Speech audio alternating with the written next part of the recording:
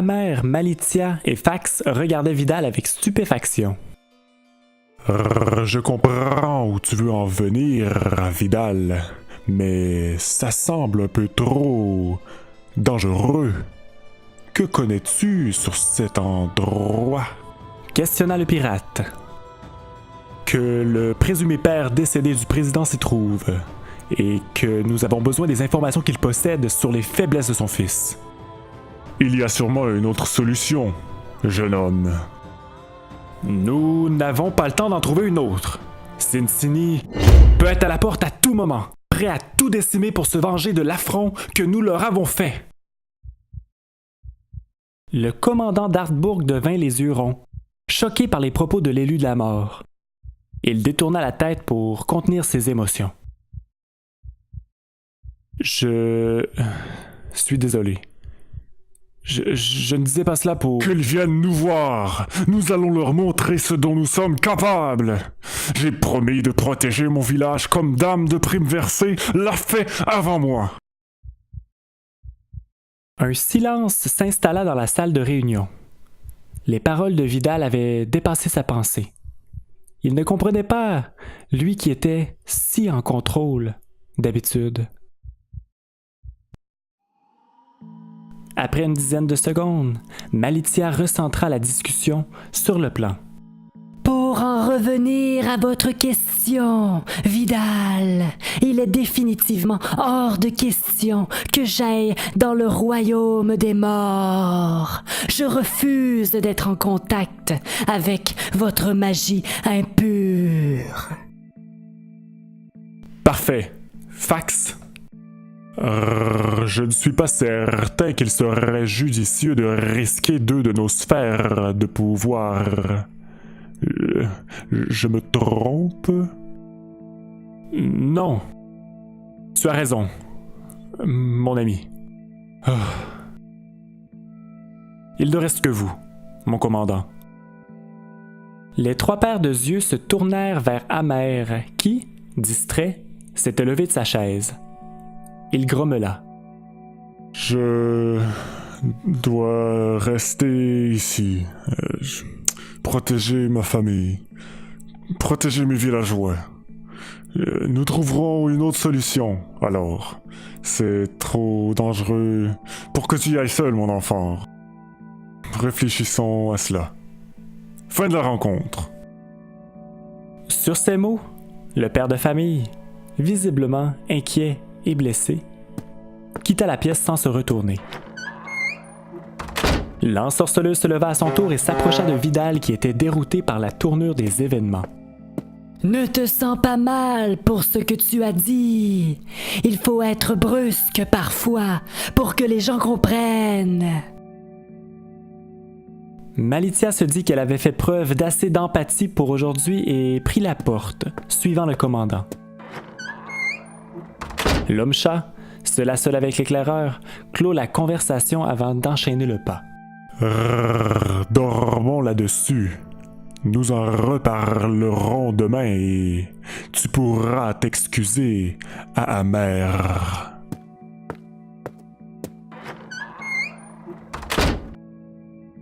Le jeune médecin se retrouva seul dans la salle. Il tourna en rond pendant quelques minutes, faisant les 100 pas. Ses pensées roulaient à une vitesse folle. Il n'avait pas de temps à perdre. Tant pis si les autres n'étaient pas de cet avis. Il n'avait besoin de l'aide de personne. Que pouvait risquer l'élu de la mort dans le royaume de son Dieu, après tout? « J'irai seul, alors !» s'écria-t-il. « Tu es certain de cela? » répondit l'ombre au visage d'oiseau. « Malgré les risques et tout le tralala? » Emmène-moi au royaume des morts. Immédiatement. Même si je déteste que l'on me donne des ordres, j'admire la fusion de ton courage et de ton insouciance. Je ne m'attendais pas du tout à cela de ta part. Installe-toi confortablement, mon cher. Vidal enclencha le loquet de la porte et coinça 2 chaises sous la poignée. Il balaya d'un coup de bras des parchemins qui traînaient sur la table et s'y étala de tout son long.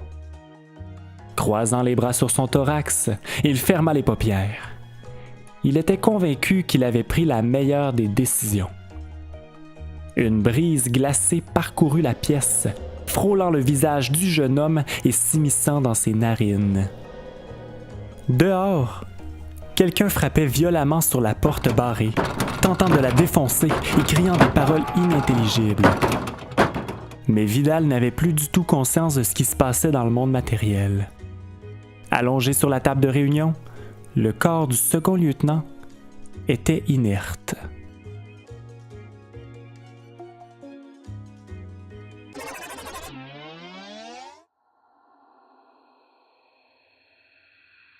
L'aîné des Val-du-Cerf se réveilla en sursaut.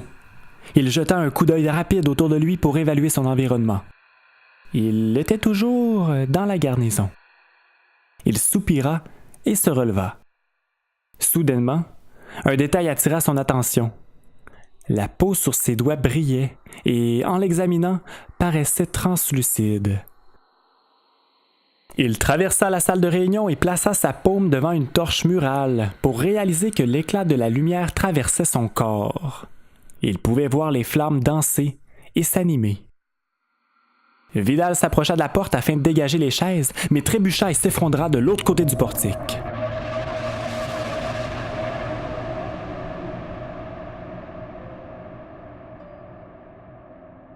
Le hall d'entrée du bâtiment était beaucoup moins tranquille que l'autre pièce. Tout autour de lui, une dizaine d'humanoïdes arrêtèrent brusquement de parler et le fixaient avec un air interrogatif. Aucun d'entre eux n'avait une apparence aussi nette que Vidal. Certains avaient le visage flou, alors que d'autres étaient pratiquement invisibles. Il remarqua des corps aux têtes manquantes, des corps en lambeaux, des corps intacts, des jeunes, des vieux, des humains, des créatures qu'il ne connaissait pas. Clairement, la mort ne faisait pas de discrimination. Des voix fusaient de tous bords, tous côtés, s'esclaffant par moments et riant avec hystérie par d'autres. L'éclaireur se dépêcha de quitter la garnison. Dehors, le soleil était absent. Autour de lui, les couleurs lui paraissaient ternes, décalées avec la réalité. Un flot incessant de spectres hétéroclites déambulait dans les ruelles d'Ardbourg. Par moments, des portes s'ouvraient et se refermaient sans raison. Plus il s'enfonçait dans le village, plus Vidal remarquait que des humanoïdes fantomatiques le fixaient et emboîtaient ses pas. Son apparence était clairement différente des autres.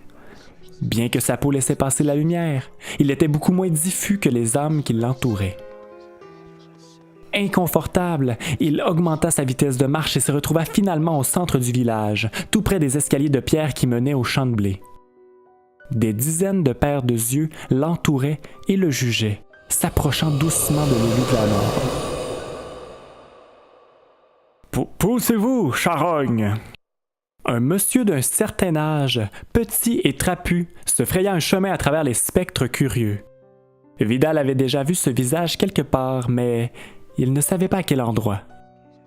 « Vous êtes Vidal, hein? L'ami de Dame de Primversé !» Les morceaux se recollèrent dans la mémoire du jeune homme. Il se trouvait devant le défunt maire d'Ardbourg. Il l'avait vu à une seule reprise, à sa maison, alors qu'il était dans un état végétatif dans son lit. L'homme était décédé la veille. « Monsieur le maire, je ne sais pas ce que je dois dire à un mort. »« Bonjour me convient parfaitement. Je suis si heureux de vous voir, Vidal. Peut-être pourrez-vous me rassurer. Comment se porte mon village? Est-ce que Dame de Primversé en a pris la direction? » Pas réellement. Écoutez-moi bien, monsieur le maire. Nous avons tenté de mener une embuscade à Cincinnati, sans succès. Et maintenant, l'avenir d'Ardbourg est en jeu, et je suis ici pour retrouver le présumé père du président, Artémars certain. Savez-vous à quel endroit je pourrais le trouver? Autour de lui, plusieurs spectres se mirent à ricaner.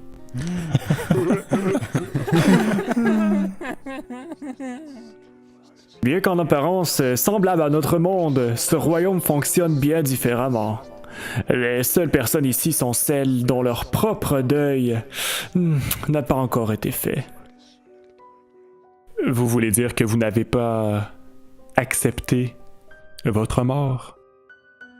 Non. Même si j'ai espoir de retrouver bientôt ma femme, j'ai l'impression d'avoir laissé mon peuple derrière moi. Si Artemas, certain, a obtenu le repos éternel, vous le retrouverez jamais. Merde! Souffla Vidal. Mais s'il est ici, l'écho de ta voix se rendra rapidement jusqu'à ses oreilles. Ouais, les murs ont des oreilles ici. L'éclaireur examina avec méfiance les alentours.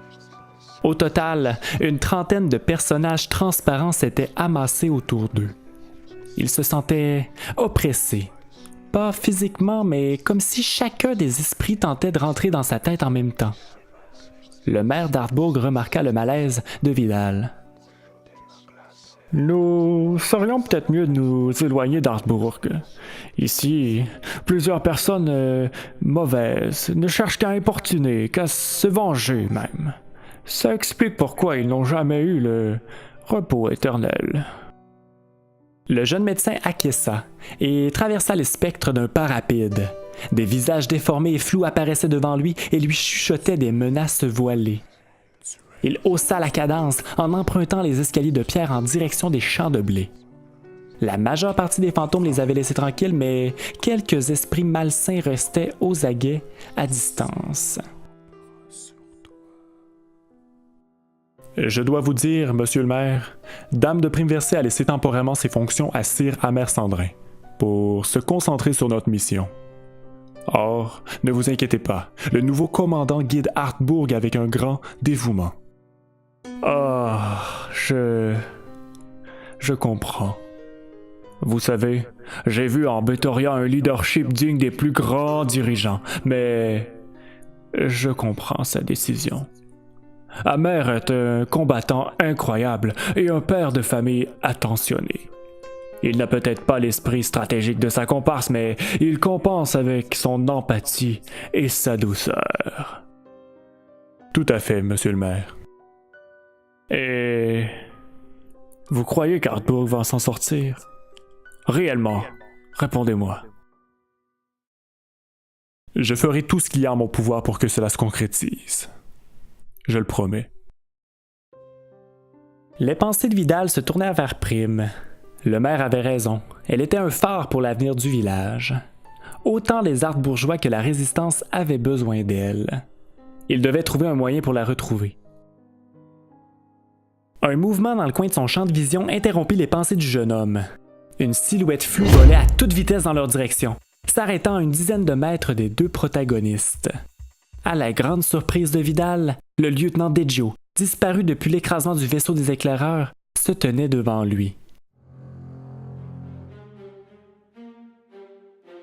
Translucide comme tous les autres spectres, son visage laissait paraître une colère évidente. Il lévita de quelques mètres en direction du jeune homme. Tu as donc survécu à la chute grâce aux capsules d'urgence. Et vous non. De toute évidence. Je suis tellement désolé. Lieutenant Deggio. J'aimerais tant avoir de vos conseils. Par moment. Tu as vu Isabeth? Oui, elle... Attendez. C'est vrai? Vous étiez ensemble dans la salle des commandes. Que s'est-il passé, lieutenant Deggio? J'ai regardé les données sur la boîte noire et j'ai trouvé des informations plutôt suspicieuses. La porte principale bloquée de l'intérieur, l'envoi d'une sonde juste avant l'écrasement. Le fantôme du chef des éclaireurs devint brouillé un instant, avant de réapparaître dans une explosion de rage. La traîtresse, elle m'a assommé avec une barre de fer et je n'ai aucun souvenir de la suite. Et maintenant, je suis coincé dans ce monde pour l'éternité. Je ne trouverai jamais le repos. Elle m'a tué. Les mots que prononçait le lieutenant Deggio ne devinrent qu'un sifflement dans les oreilles de Vidal. D'une part, il refusait de croire qu'Izzy pouvait avoir commis de tels actes, mais d'autre part, cela concordait avec les nouvelles allégeances de son ami. Était-il possible qu'il ne la connaisse pas aussi bien qu'il pensait? Cette pensée lui martelait le crâne au rythme de ses battements de cœur effrénés. Le jeune homme sentait que son monde ne tenait qu'à un fil.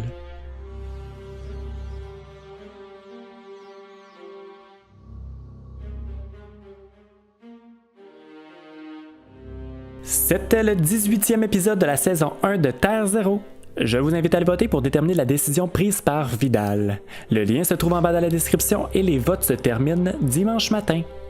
Devant le spectre du lieutenant Deggio qui affirme qu'Isabeth l'a enfermé puis tué, est-ce que Vidal prendra la défense de son ami d'enfance ou il donnera raison à son mentor, le chef des éclaireurs? La décision vous appartient et expliquez-moi votre raisonnement dans les commentaires. Le prochain épisode sera diffusé le mardi 30 octobre à 20h, fait que soyez au rendez-vous parce que vous serez encore appelés à faire des choix qui influenceront l'histoire. Pour être sûr de rien manquer, likez la page sur Facebook et abonnez-vous à Instagram et à la chaîne YouTube du même nom. Merci!